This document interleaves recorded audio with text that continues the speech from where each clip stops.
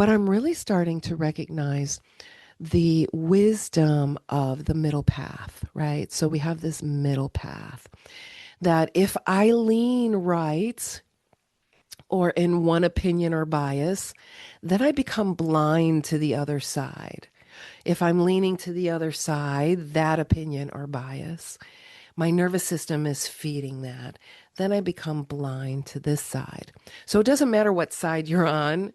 If you're feeding one side or the other, you become blind to it. And this is how we're hypnotized because our defenses and our gates are down. But if you stay in the middle, then you see both, right? We have our peripheral vision.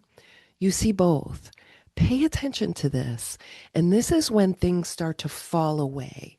And this is when you start to recognize your own biases, right? So my bias was my marketing coach knows what's happening.